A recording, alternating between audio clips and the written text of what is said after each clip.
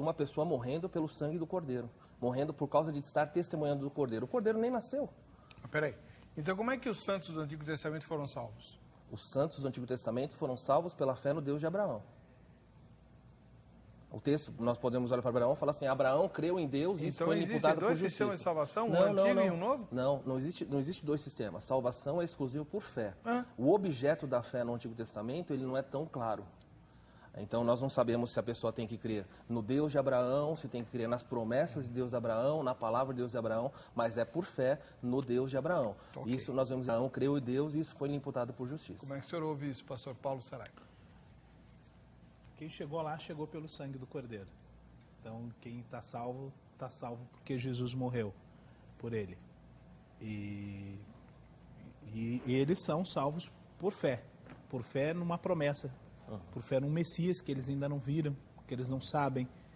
E eles são justificados pelo sangue de Jesus, mesmo que eles não saibam.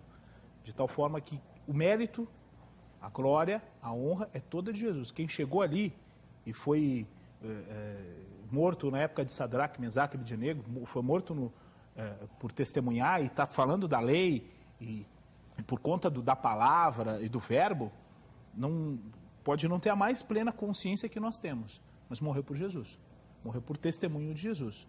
Não seria disso que o autor aos Hebreus, no fim do capítulo 11, está dizendo? Exatamente. Quando ele fala da fé, ele enfatiza a fé sempre é a fé em Jesus.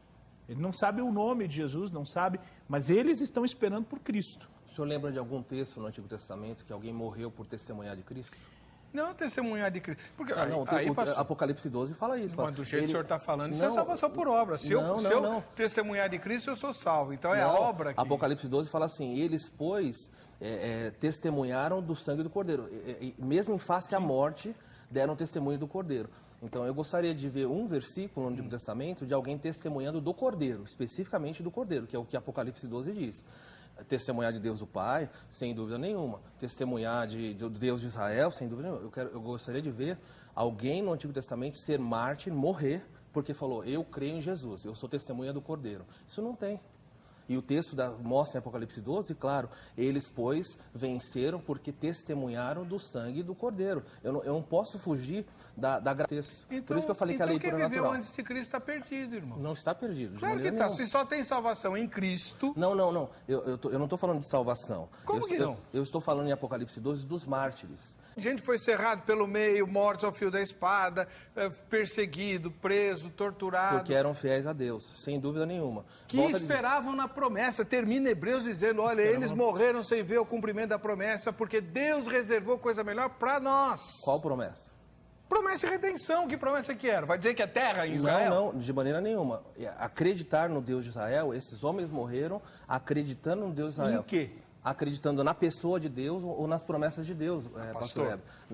Qual é o texto que mostra que as pessoas têm que crer na promessa e crer na pessoa? O texto não aponta para nós. É que a promessa de Deus, mesmo que eles não tenham a mais plena consciência, a suma promessa, a suprema promessa é o Cristo. Sim. Por isso que ele é o verbo, o logos de Deus, o verbo que se fez carne. Ele é a suprema promessa. Então, essas pessoas, esses judeus, esses hebreus, quando estão batizados, não é para ver as fronteiras de Israel chegar até o rio Tigre e Eufrates. Que são essas questões, mínimas, que é do dispensacionalismo. A promessa é o Messias, não é outro. Representar no sistema sacrificial. Claro. No sangue aspergido. Você tem, para mim, o clássico, que é Simão, quando está no templo e recebe Jesus e toma Jesus na mão. Ele faz, agora despede em paz o teu servo, porque ele já viu a esperança de Israel. Quer dizer, para ele está muito claro. Por que Israel está tão revoltado com Jesus? Jerusalém está revoltado com Jesus.